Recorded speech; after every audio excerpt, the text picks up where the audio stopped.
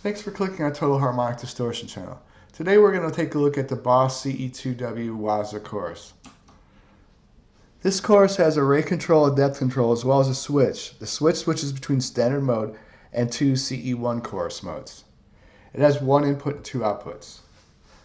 A chorus effect is basically a effect which mixes in the original undelayed signal with a delayed signal which is modulated. If you take any jack whatsoever, such as this empty jack, and plug it into the second output, it'll disable the original signal and only display the delayed signal. This shows us the frequency response of just the delayed signal and creates a vibrato type of effect. But we're going to remove that, and because we could do that something similar in software. Clicking F5, we see the similar response for just the delayed signal in red, as well as the comb filter type effect in green, which is the output of the actual effect. The rate control controls the rate. It goes from rather slow to pretty fast in the standard mode. The depth control controls the depth of the signal. The depth ranges from, I call it about 7.5 to 5.5 milliseconds.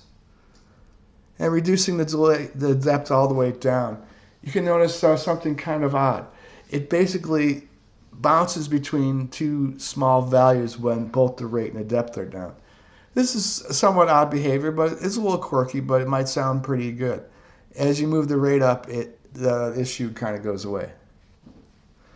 Now in CE1 mode, the delay changes from, it exhibits the same behavior, but the delay changes to a much shorter delay. The delay range for CE1 mode is from 5.6 to about 1.7 milliseconds. And you can see it somewhat gets stuck on the longest delay, which is another odd behavior of this course. If you remove the depth down, it goes away. And there's one additional mode in this course. It's a CE1 vibrato effect, which is basically similar to the CE1 mode, except it's a much faster rate. As you can see, doing FFT analysis on modulated signals is less than ideal, but you can kind of get an idea of what this course does.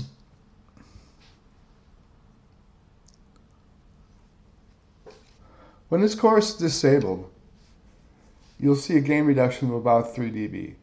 I really prefer no gain reduction whatsoever when the chorus is bypassed, and you should be aware that there will be a little bit signal drop when the chorus is disabled. Let's take a look at the noise floor and see what we can see on that.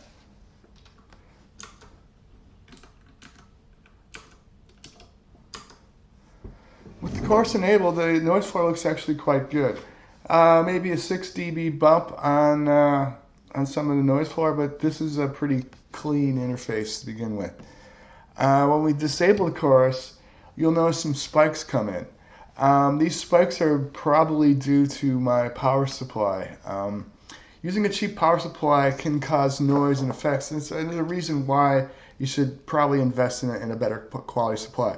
But to bypass this, we'll just use this battery and see if that helps the situation. Plugging in the battery, you can see the noise does go down to pretty much flat. There's a little bump here. I think this is due to my interface. Noise measurements are notoriously hard to do because of various factors. If I put a cable too close to something, it'll put in some noise and stuff like that. So that's the noise floor of this thing. Let's take a look in browser mode and see what these things go for. Alright, the Boss chorus looks like it goes for about $230 new, maybe $190 used. Let's go to shopping and see what else we can see. All right, about the same. There's a vibrato effect too in the Dimension C, which I'm somewhat interested in. I wish I had one. And here's an original Boss CE-1 chorus that's in pretty poor shape. This basically has some emulations like for that. And I guess that's about it for the Boss CE-2w chorus. Please subscribe.